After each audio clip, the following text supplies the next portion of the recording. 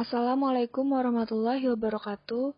Di sini saya akan mempresentasikan tentang data, analisa, dan konsep tapak pada Pusdikat Multimedia.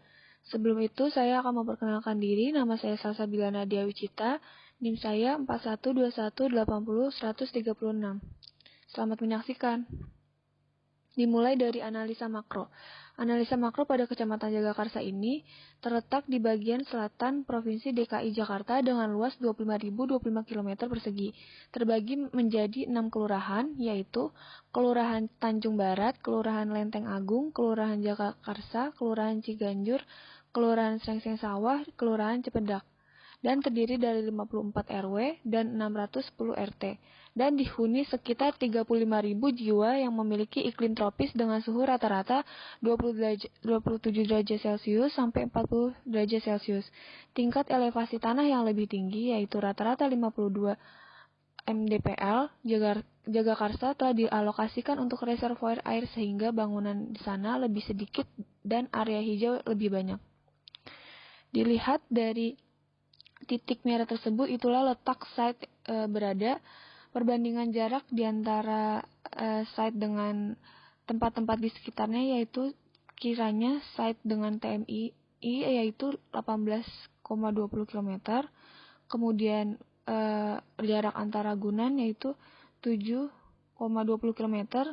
Kemudian jarak site dengan Jakarta Pusat yaitu 23,90 km. Kemudian jarak site terhadap Universitas Indonesia yaitu 8,30 km. Site dari gerbang tol Depok Antasari yaitu 8,50 km. Selanjutnya adalah Kelurahan Cipedak Analisa Mezo.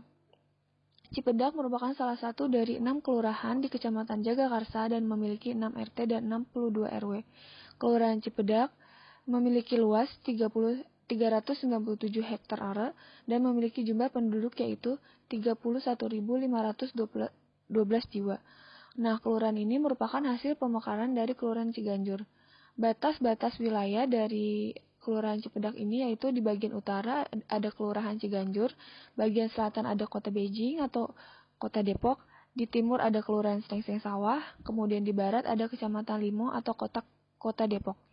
Tempat yang dapat dikunjungi dari Kelurahan Cipedak ini yaitu adanya RPTRA Ciganjur Berseri, terus adanya juga Matua Nation Golf Course, yang ketiga itu ada Oking Fishing, yang keempat itu ada pemancingan Pandawa PGL, yang terakhir itu ada Taman Panjang. Bisa dilihat dari titik merah tersebut, itulah letak site berada.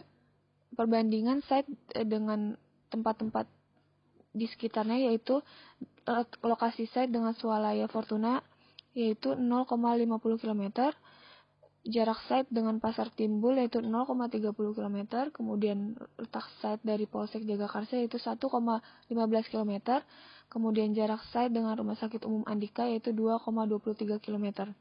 Kemudian jarak site dengan kantor Kelurahan Cipedak yaitu 1,30 km. Selanjutnya yaitu analisa mikro.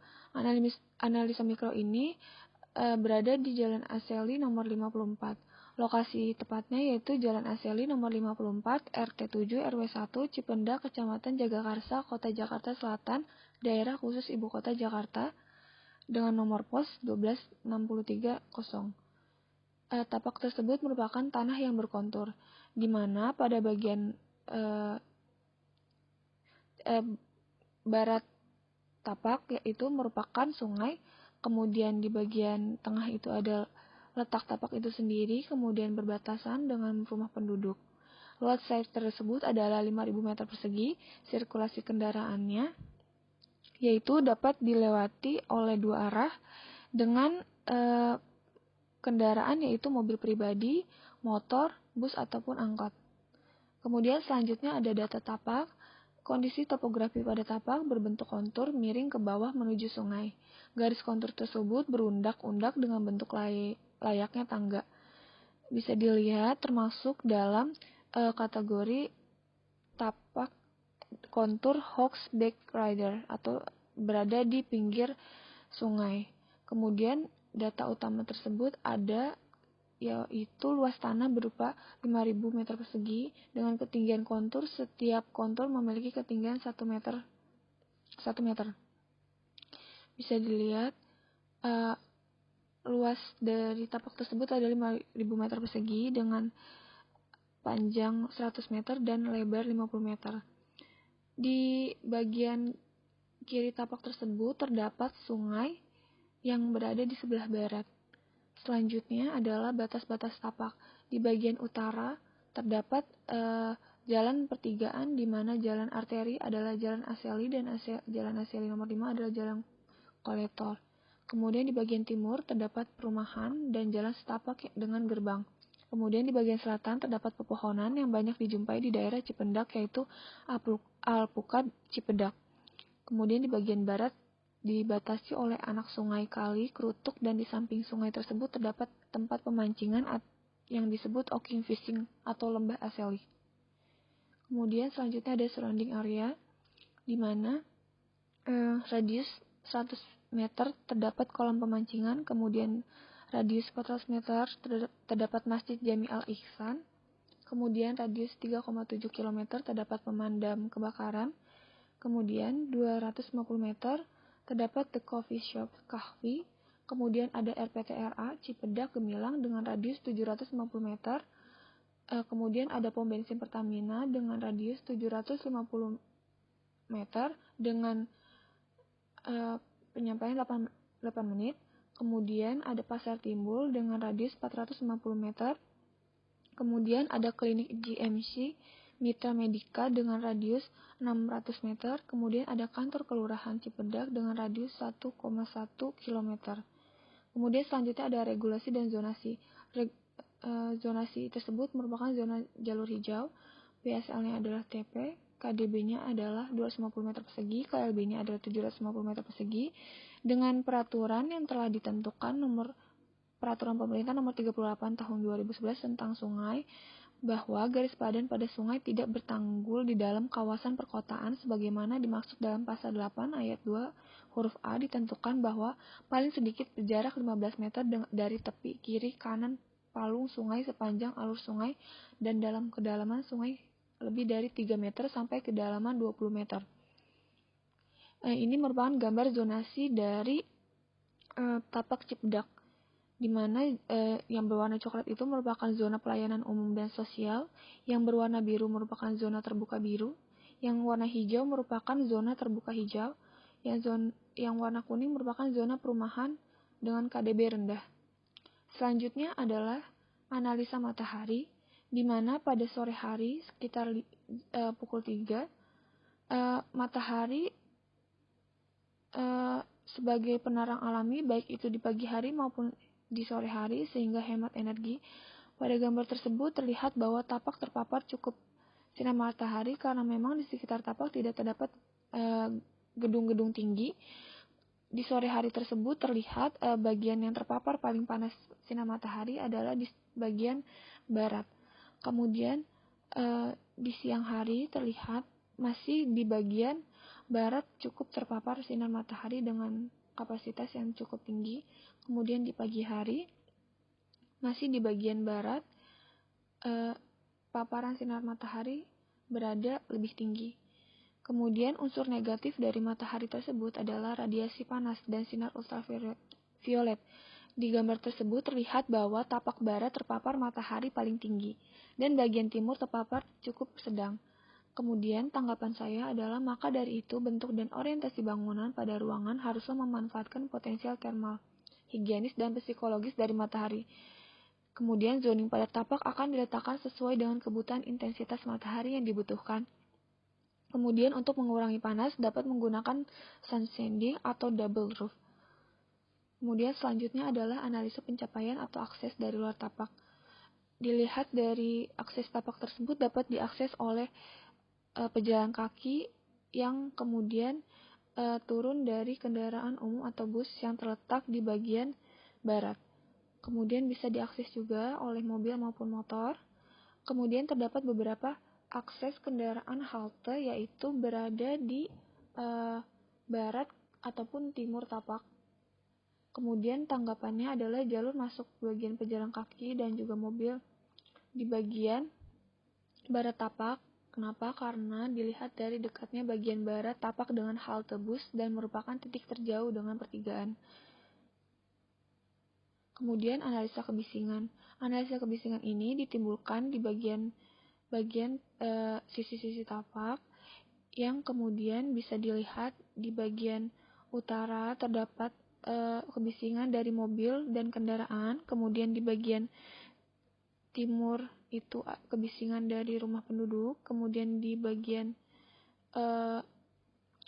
selatan ataupun barat tidak terlalu menimbulkan kebisingan yang cukup tinggi karena memang di belakang di bagian selatan tersebut adalah berupa lahan hijau, kemudian di bagian barat merupakan sungai sehingga tidak menimbulkan kebisingan yang tinggi. Analisanya jadi di bagian utara dapat dikategorikan sebagai kebisingan yang paling tinggi, kemudian di bagian tengah sedang, dan di bagian bawahnya tenang. Tanggapannya adalah jadi bisa saja yang di bagian bising tersebut dijadikan area publik, dan di tengah jadi semi publik, dan di bawah dijadiin private. Solusinya yang dapat dilakukan yaitu dapat ditanami vegetasi untuk mengurangi kebisingan tersebut, kemudian peninggian tanah atau barier, kemudian ada lagi orientasi pintu atau jauhi dari sumber kebisingan, ataupun dapat dilakukan dengan adanya kolam sebagai peredam suara. Lanjut, analisa angin. Analisa angin ini terlihat dari arah angin yang masuk dari arah selatan, yaitu dari angin laut, kemudian dari arah timur ada angin dari segala arah. Tanggapan dan solusinya dari bagian arah, memang arah angin dari laut tersebut cukup besar, yaitu rata-rata 10 km per jam, maka dapat diminimalisir dengan penggunaan bukaan di sebelah selatan tapak dan bisa pula dengan menggunakan pohon sebagai pemecah angin. Dan dilihat dari suhu berdasarkan sumber dari BMKG bahwa ketika pagi hari rata-rata suhu yaitu 26 derajat Celcius sampai 33 derajat Celcius. Kemudian di malam hari yaitu sekitar 26 derajat Celcius sampai 26 derajat Celcius. Kemudian yang dapat dilihat bahwa pohon dapat berfungsi sebagai pemecah angin, di mana angin tersebut sehingga dapat efektif, dan dedaunan yang dapat digunakan juga sebagai penyaring debu yang ditiup oleh angin. Kemudian selanjutnya ada tautan lingkungan, di mana terdapat di bagian A tersebut adalah pemukiman dan perumahan warga, di bagian B tersebut adalah anak sungai dan kolam pemancingan, di bagian C adalah sebagian lahan kosong dan sebagian perumahan warga, kemudian di bagian D adalah perumahan warga. Tanggapannya, dikarenakan memang hanya terdapat satu jalan di arah utara atau barat laut tapak, maka orientasi bangunan lebih ke arah utara agar memperlihatkan identitas bangunan tersebut. Kedua, ketinggian bangunan pada tapak tersebut haruslah memperhatikan jarak bebas bangunan sehingga sirkulasi angin dan pencahayaan akan berjalan dengan baik. Selanjutnya adalah zoning tapak, di mana bisa dilihat bagian utara tapak merupakan bagian publik, semi publik, dan private. Selanjutnya di bagian tapak tersebut, di bagian publik itu ada ruang parkir motor, ruang parkir mobil, parkir bus, resepsionis, lobi, lounge ataupun restoran. Kemudian bagian semi publik ada convention store, function room, ballroom, ruang rapat, ruang ganti, kolam renang, ruang olahraga ataupun musola. Kemudian di bagian private ada pos jaga, ruang ganti, ruang kerja, ruang kamar, dan back of house. Kemudian selanjutnya adalah konsep sirkulasi pencapaian. Konsep dari sirkulasi pencapaian tersebut adalah dimulai dari jalan utama merupakan pencapaian yang frontal karena langsung berarah masuk ke tempat bangunannya. Kemudian pencapaian spiral. Untuk akses servis tersebut memutar bangunan utama sehingga dapat tercapainya tempat-tempat area loading dan unloading. Akses utama arah tersebut merupakan titik pemenuhan syarat, yaitu mudah dijangkau, jauh dari titik kemacetan atau pertigaan. Akses dari servis tersebut ditentukan sesuai karena memang arah jalur tersebut langsung ke area zoning private. Kemudian dapat dilihat dari panah-panah pada gambar tersebut telah dibagi sirkulasi berdasarkan akses yang dibutuhkan baik itu oleh kendaraan maupun manusia. Kemudian selanjutnya adalah konsep sirkulasi tapak.